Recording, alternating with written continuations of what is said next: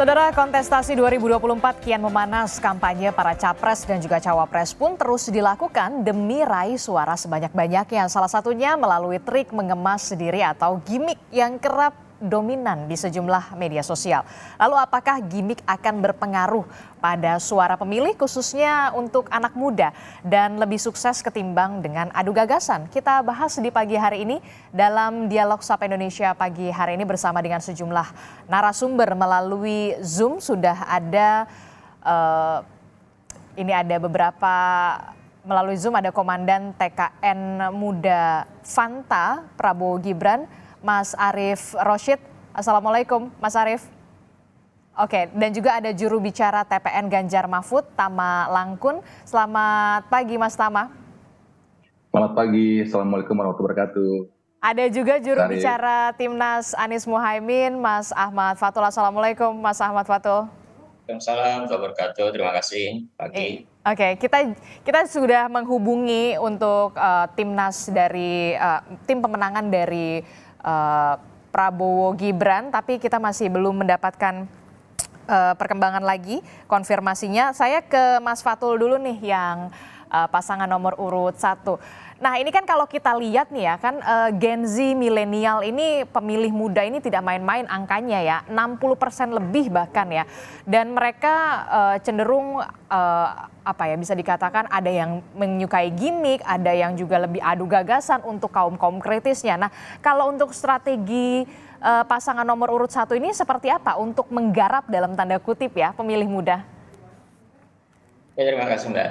Yang jelas Pak Anies ini kan orang yang hadir ketika membahas kebijakan itu sangat dalam ya. Dan juga bukan hanya sekadar gagasan yang beliau sampaikan, tetapi juga pengalaman dari apa yang sudah dikerjakan. Nah, terkait dengan gagasan pun juga kita sudah menunjukkan apa yang sebetulnya diharapkan publik ini kan salah satunya kita hadir dalam berbagai forum yang mengupas apa sebetulnya yang akan dilakukan oleh para capres. Dan itu sudah kita lakukan dari jauh hari, bahkan sebelum penetapan capres, ketika memenuhi undangan berbagai institusi, berbagai komunitas, berbagai jejaring anak muda misalnya. Ya, kita selalu mengoptimalkan untuk hadir. Itu pertama, karena itu merupakan hal penting. Dan bagi saya ini salah satu hal yang perlu kita dorong dalam demokrasi kita ketika kita berani untuk berubah dari apa yang selama ini mungkin kontestasi pemilu itu hanya sekedar, mohon maaf ya, mungkin kita hanya berkampanye ke masyarakat satu arah misalnya, lalu mungkin hanya penyampaian yang sifatnya simbolik. Tetapi ketika hadir dalam forum-forum tersebut ya kita bisa menggali secara lebih dalam apa yang coba mereka sampaikan, gagasan apa, pengalaman apa, dan oleh karena itu publik pun juga lebih meningkat gitu taraf demokrasi yang kita lakukan gitu. Dan itu ya alhamdulillah Mas Anies selalu mencoba untuk selalu hadir dalam setiap undangan yang diberikan. Dan bagi saya ini penting bagi anak muda agar ke depan peradaban demokrasi kita semakin baik dan mereka pun juga semakin aware dengan hal-hal yang terkait dengan kebijakan, sehingga apa yang mereka lakukan ke depan, apa yang menjadi tantangan mereka itu coba dijawab oleh para capres dengan tawaran gagasan, dan nanti ketika terpilih ya maka implementasinya pun juga diawasi oleh mereka masing-masing. Adu tawaran gagasan begitu ya. Kalau untuk gimmick politik sendiri pasti ada lah sedikit-sedikit. Ya, kalau gimmick itu kan hal umum bawaan yang ketika kita menyampaikan sesuatu ataupun juga ingin masuk dengan bahasa mereka misalnya, itu kan pasti setiap calon presiden ketika melakukan itu ya pasti dia punya komunikasi yang terkait dengan masing-masing target pemilih gitu.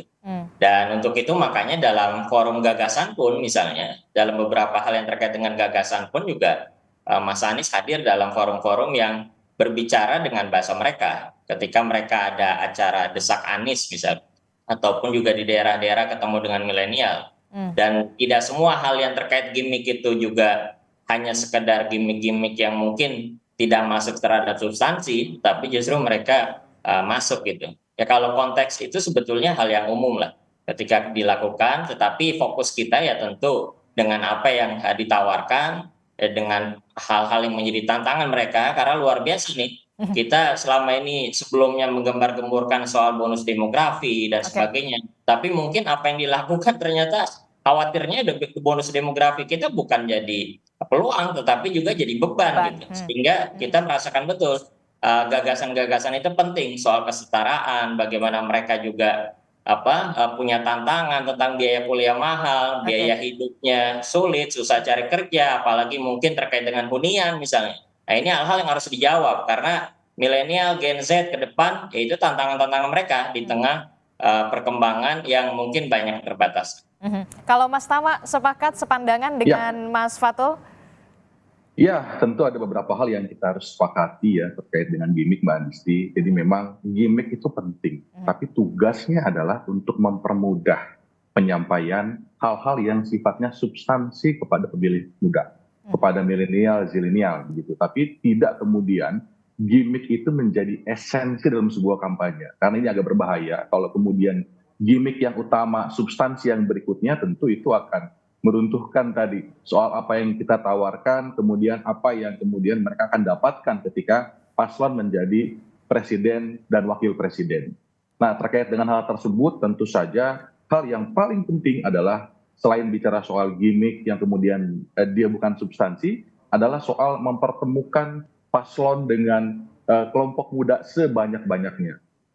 Kenapa? Karena kita berada dalam situasi atau posisi yang optimis dengan paslon yang kita punya. Ganjar dan Prof Mahfud itu dua-duanya orang yang dekat dengan isu-isu anak muda.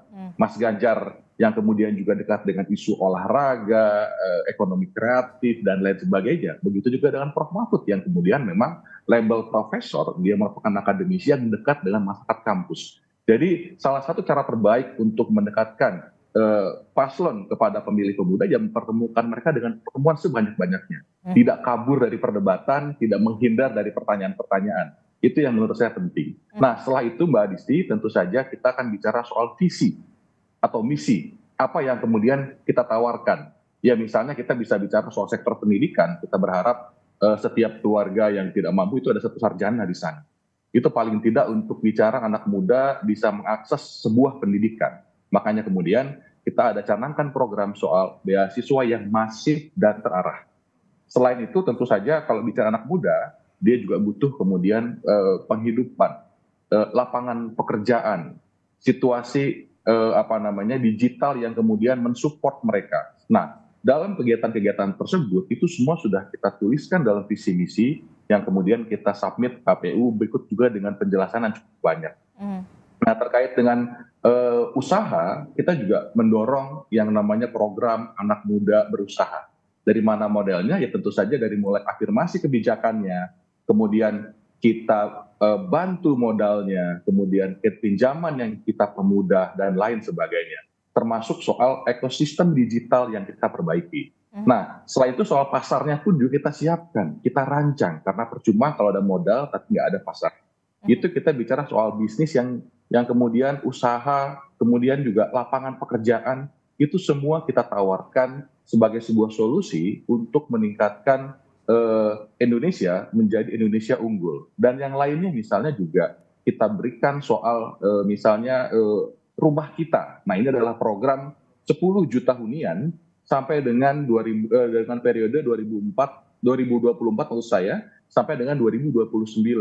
Nah, ini soal rumah yang murah, kemudian dia bisa diakses dari perkotaan, ada transportasi yang memadai, ini semuanya kita siapkan. Karena secara pengalaman, ya Mas Ganjar sudah punya program juga, beli tanah, dapat rumah, dan itu udah ratusan ya, hampir ribuan kalau kita hitung 2023 ini yang kemudian berjalan di Jawa Tengah. Jadi saya rasa itu menjadi tawaran-tawaran Mbak yang kemudian kita sampaikan kepada generasi milenial dan zilenial. Oke, Mas Fatul, Mas Tama, ini kan sebenarnya dari Komandan TKN Pemilih Muda Fanta Prabowo Gibran ini, Mas Arief Roshid ini memang sebenarnya sudah confirm ya. Sayang sekali kenapa kemudian 7:30 harus naik pesawat dan kemudian berhalangan hadir. Tapi kita masih menunggu penggantinya nih dari Prabowo Gibran ya untuk membahas bagaimana sebenarnya menggait pemilih muda. Karena kita tahu 60% lebih pemilih kita ini berasal dari Gen Z dan juga milenial. Nah, Mas Tama, itu tadi visi dan misi. Nah,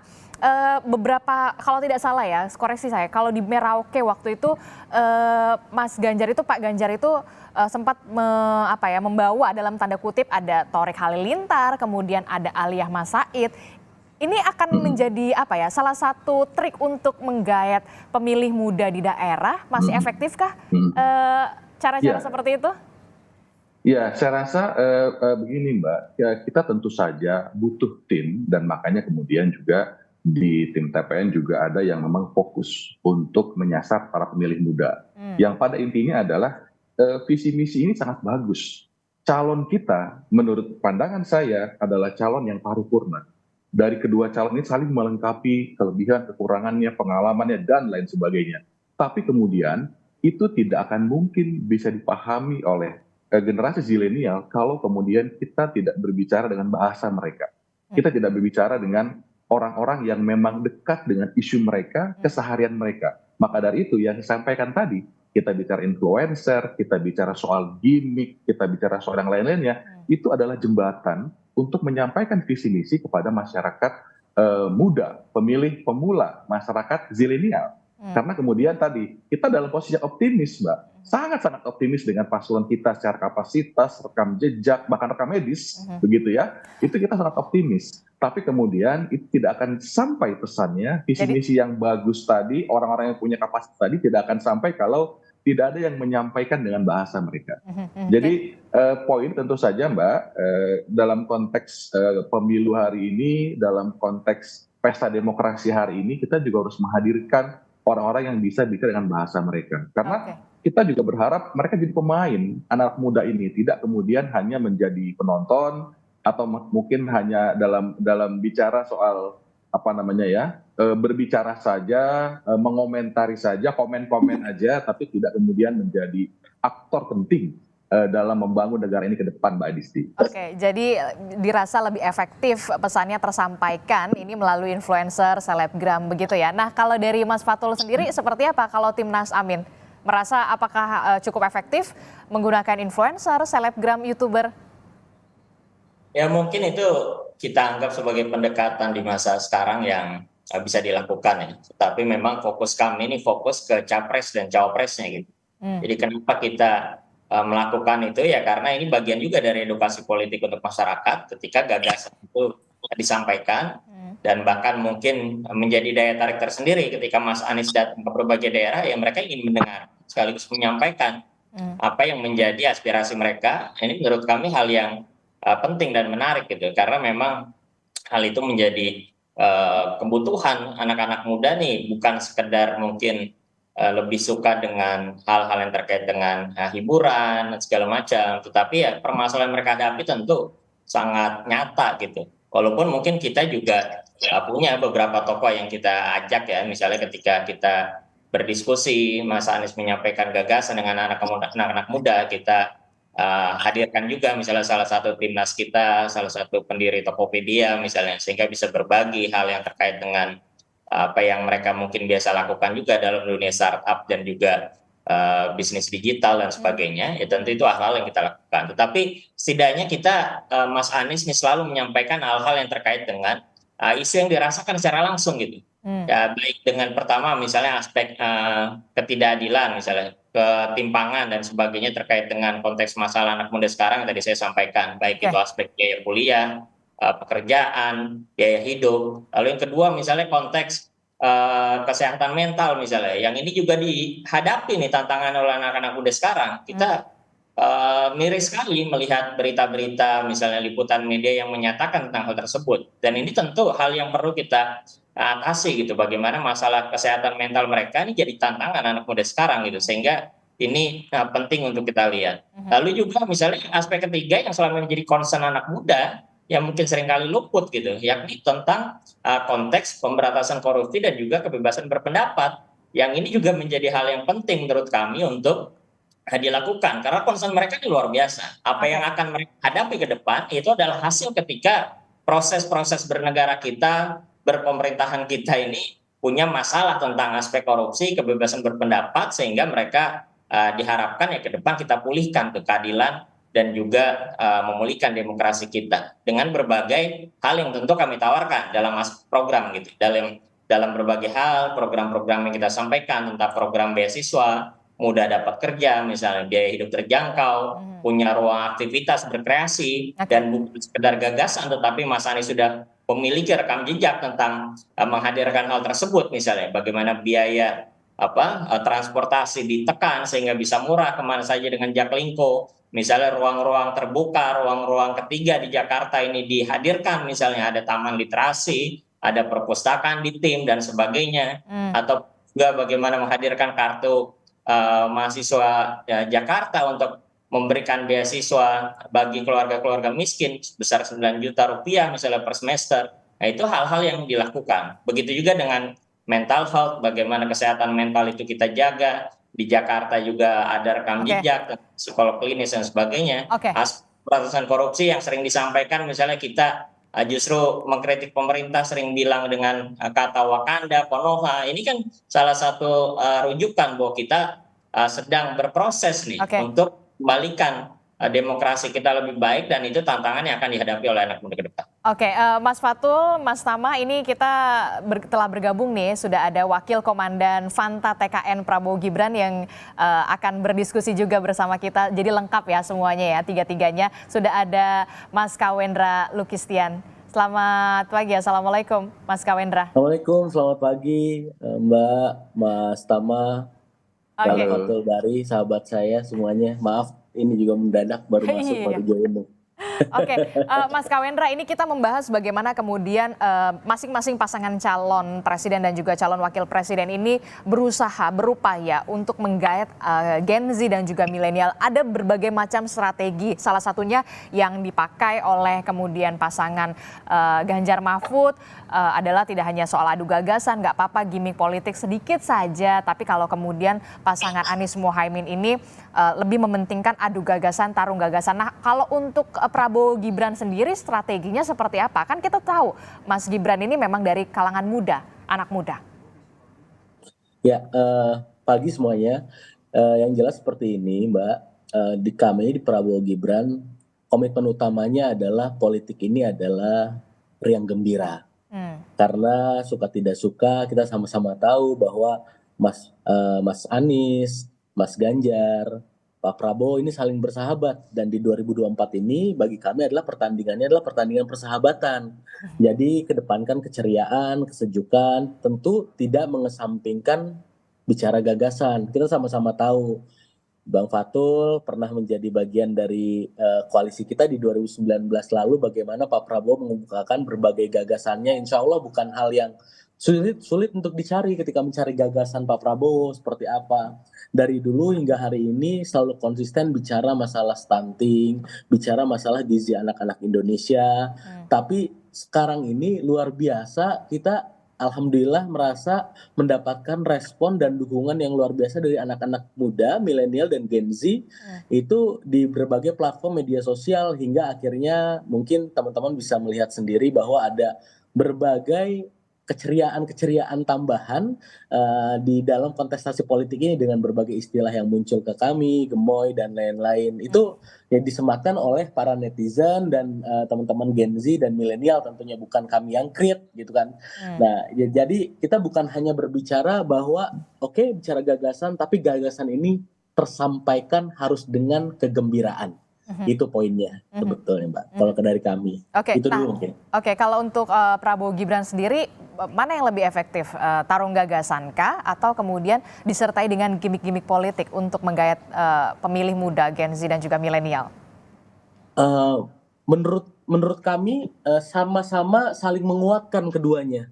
Karena gini, bicara gagasan aja dengan cara yang old school mungkin akan berat diterima oleh sebagian besar pemilih kita, generasi milenial dan generasi Z, atau mungkin teman-teman generasi milenial, generasi Z ini kita sama-sama tahu karakternya bahwa mereka ini tidak suka konflik, tidak suka bentur-benturan. Mereka ini hobinya santai gitu kan, kerja juga bisa dari mana saja dapat cuan gitu kan. Jadi itu yang kita pahami karakteristiknya, dan akhirnya alhamdulillah dengan adanya berbagai muncul penyematan dari teman-teman netizen kepada kami itu menambah optimalisasi penyampaian gagasan kami tentunya. Ah. Bagaimana kita sama-sama lihat bahwa beberapa pekan ini kita melihat bahwa ada program makan siang dan minum susu gratis. Kita create iklannya pun dengan full 100% AI gitu kan, mengedepankan seperti apa kebiasaan teman-teman generasi milenial dan Gen Z gitu kan. Dan alhamdulillah itu sekarang udah berjalan di berbagai daerah dan rasanya gagasan itu insya Allah paling langsung dan bisa dapat diterima karena itu menjadi salah satu dari 8 program hasil terbaik cepat. Jadi kita punya bukan hanya visi misi tapi kita punya 8 program hasil terbaik cepat. Salah satunya adalah memberikan makan siang dan susu gratis kepada anak-anak dan ibu hamil. Oke, lalu bagaimana Dan dengan santri-santri. Oke, lalu bagaimana dengan memanfaatkan dalam tanda kutip YouTuber, kemudian selebgram, influencer, apakah cukup efektif untuk menggait pemilih muda dan juga Gen Z kalau menurut Prabowo Gibran? Kolaborasi itu adalah kunci saat ini dalam sektor apapun, dalam bidang apapun, bukan hanya dalam bicara dalam bidang politik saja, tapi dalam usaha pasti kolaborasi kita kedepankan. Kolaborasi dengan teman-teman influencer, selebgram, tiktokers dan lain-lain ini tentu menjadi hal yang buat kami menjadi hal yang menyenangkan dan hal yang efektif. Kenapa? Karena teman-teman ini influencer, selebgram, tiktokers dan lain semuanya ini punya cara tersendiri menyampaikan pesan-pesan itu secara ringkas dalam durasi sekian menit, langsung nancep ke kepala gitu kan, dan followersnya yang menjadi tribes mereka ini akhirnya menjadi paham dengan mudah gitu. Jadi sangat efektif tentunya, Mbak. Jadi kalau untuk Prabowo Gibran ini kolaborasi apalagi kemudian dengan menggandeng YouTuber, influencer bahkan selebgram ini dirasa lebih efektif begitu ya. Nah kalau kita berbicara soal ini kan pemilih muda ya, pemilih muda itu bisa dikatakan oke lah kalau di kampus-kampus, di universitas, dialog terbuka itu sangat dinanti oleh mahasiswa dan juga mahasiswi. Lalu bagaimana dengan tidak hanya soal konvensional saja begitu kan kampanye, tidak hanya soal dari door to door, kemudian dialog-dialog politik, tapi juga media sosial. Itu yang kemudian menjadi penting saat ini. Nah, strateginya sendiri untuk pasangan nomor urut 1 seperti apa? Apakah lebih memilih media sosial konten kekinian atau kemudian adu gagasan? Iya, kalau media sosial tentu selalu disampaikan ya. Tapi seperti yang ada juga misalnya di media sosial para capres dan cawapres kami tentu yang disampaikan bagaimana apa yang mereka ingin lakukan gitu. Dan itu secara aktif disampaikan oleh Mas Anies. Kalau kita ngecek di Instagramnya misalnya atau di media sosial yang lain, ya aktif sekali beliau menyampaikan ketika berbicara di segmen tertentu, ketika bicara di tempat-tempat tertentu, itu selalu disampaikan. Dan juga bahkan mungkin menyampaikan program-program yang langsung diharapkan bisa menyentuh apa yang dibutuhkan masyarakat, dan itu dilakukan. Ya, tapi tentu hal-hal yang lain ya seperti biasa secara umum ya kita nih mengandalkan juga bagaimana relawan-relawan kita di lapangan yang memang mereka menginginkan adanya perubahan, mengharapkan adanya perbaikan dalam banyak aspek. Ya, ini selalu menyampaikan bagaimana hal-hal yang sudah disampaikan itu diamplifikasi oleh mereka, disampaikan ke publik gitu. Dan ini hal yang menurut saya baik gitu karena memang edukasi politik, demokrasi kita perlu didorong ke arah sana sehingga orang itu mendengarkan langsung apa yang menjadi gagasan, menjadi program, dan menjadi track record misalnya dari para calon ketika mereka membicarakan itu. Dan ini sesuatu yang penting. Tetapi hal-hal yang terkait gimmick segala macamnya itu ya, kalau memang itu dilakukan terlalu dominan di calon lain, ya mungkin itu pilihan-pilihan mereka gitu. Dan pilihan itu ya silakan saja, itu kan masing-masing punya caranya gitu. Tapi yang kita kedepankan tentu hal-hal yang terkait dengan gagasan apa, karena pemilu ini luar biasa mahalnya Mbak, 5 tahun sekali, pemilunya biaya mahal, kalau kita tidak isi dengan hal-hal yang menggambarkan kepada publik apa yang akan kita lakukan, ya maka itu tidak akan menjadi satu yang baik gitu, sehingga jangan sampai uang yang sudah dikeluarkan rakyat melalui APBN ini dalam pemilu, itu hanya terbuang sia-sia hanya dengan hal mungkin tidak menyentuh aspek substansi apa yang ingin dilakukan ke depan sebagai seorang pemimpin. Oke, Mas Fatul, saya ingat betul begitu ya video ataupun konten yang diunggah Caimin, Gus Imin kala itu adalah kalau tidak salah sebelum masa kampanye itu adalah soal selepet sarung begitu ya, selepet sarung antara Caimin dan juga Pak Anies Baswedan. Apakah ini kemudian salah satu bentuk juga konten yang kemudian bisa diterima atau untuk diterima ke kalangan santri dan juga santriwati yang menjadi target dari Gus Imin? Jangan dijawab dulu, tetaplah bersama kami di Sapa Indonesia Pagi.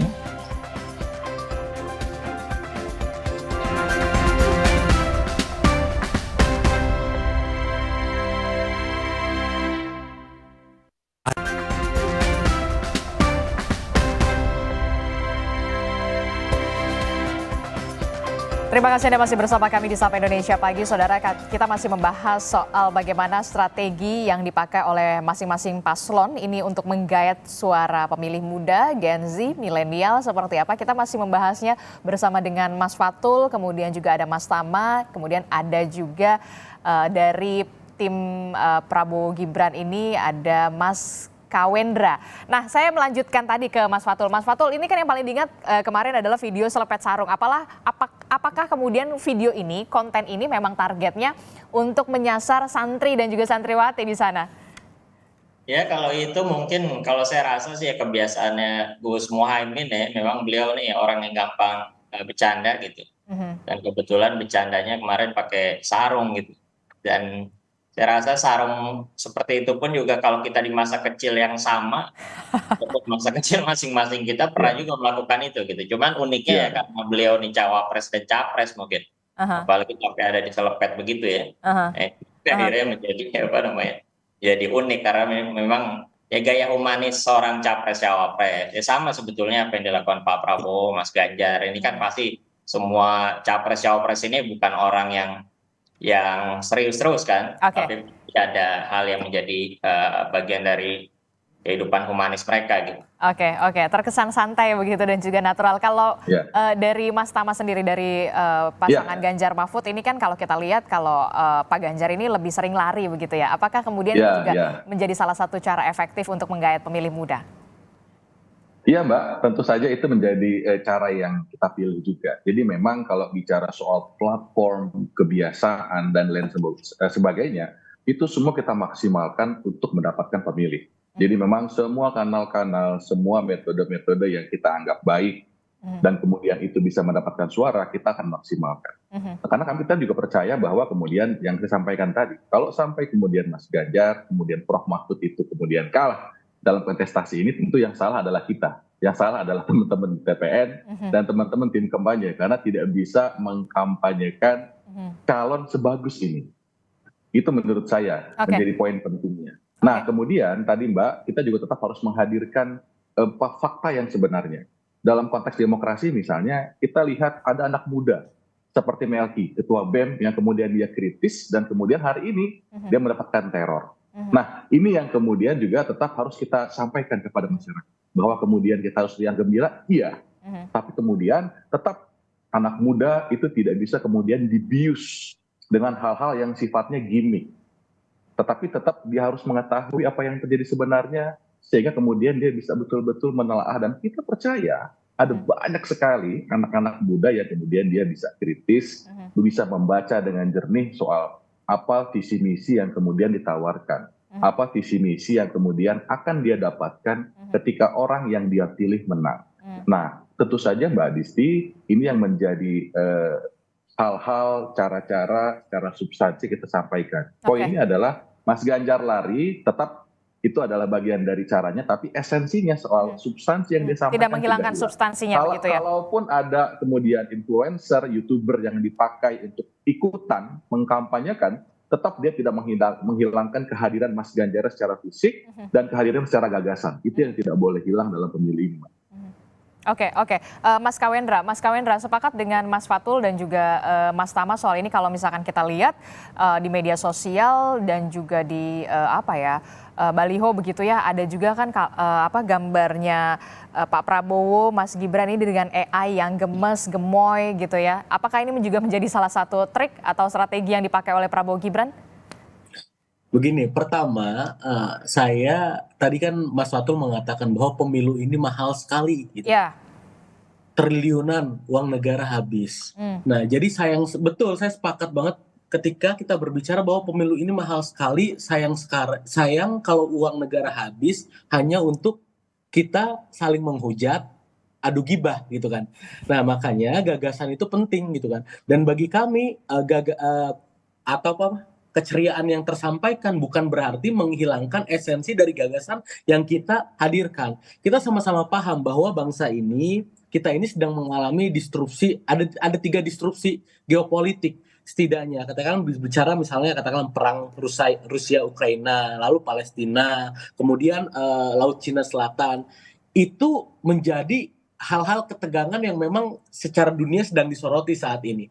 Nah, jangan sampai implikasi ketegangan ini di Indonesia ini menjadi tidak efektif ketika penyampaian pesan. Makanya menurut hemat kami adalah penyampaian pesan itu bukan hanya berbicara bagaimana gagasan itu baik, tapi tersampaikan secara baik.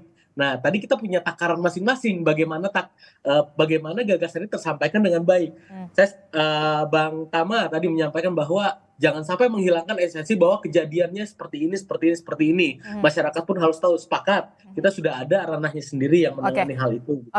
Jadi bukan hal masalah bagi kami bahwa kondisi saat ini bahwa kita tetap harus mengedepankan gagasan, tapi jangan lupa mengedepankan juga keceriaan.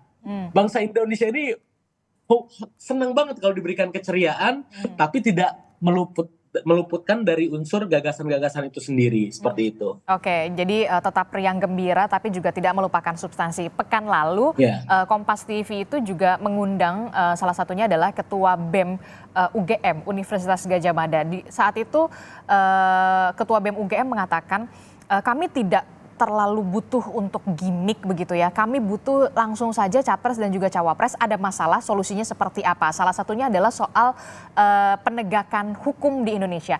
Apa yang bisa ditawarkan oleh pasangan nomor urut 1 Anies Muhaimin yang mengenal langsung ke kalangan muda soal penegakan hukum?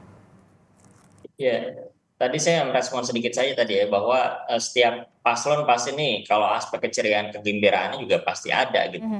Jadi kalau di PKS bahkan ataupun juga ketika Mas Anies keliling ya sebelum kita menyampaikan gagasan, misalnya kita ada acara senam misalnya bersama atau dan lain sebagainya, atau Gus Muhaiminnya juga mungkin biasa dia jenaka misalnya dan sebagainya. Jadi itu tentu tidak mengurangi esensi kita riang gembira pesta demokrasi, tapi tetap setiap forum-forum yang menghadirkan gagasan ya kita selalu utamakan untuk hadir karena memang disitulah forum masyarakat berharap tentang apa yang akan dilakukan oleh capres dan cawapresnya gitu. Jadi itu jadi catatan penting menurut kami.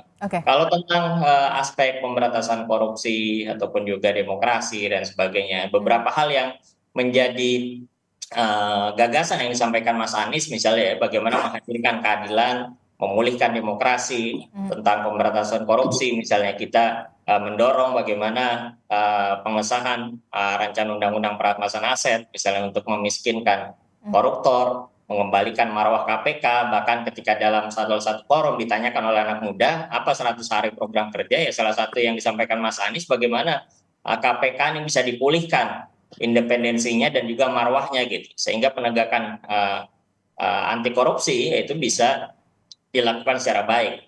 Lalu aspek misalnya menjamin kebebasan berekspresi, salah satu yang paling simpel yang selama ini didorong oleh publik adalah bagaimana menjaminnya melalui hal-hal yang selama ini dijadikan alat untuk mengkriminalisasi orang-orang yang melakukan upaya-upaya demokrasi misalnya melalui salah satunya revisi pasal karet dalam Undang-Undang ITE dan ini tentu perlu kita lakukan gitu. Sedangkan ya hal lain ya tentu selalu disampaikan oleh Mas Anies dalam banyak aspek ya, bagaimana juga kita bisa memberikan bantuan hukum misalnya terhadap masyarakat yang membutuhkan korban kekerasan dan juga hal-hal lainnya gitu.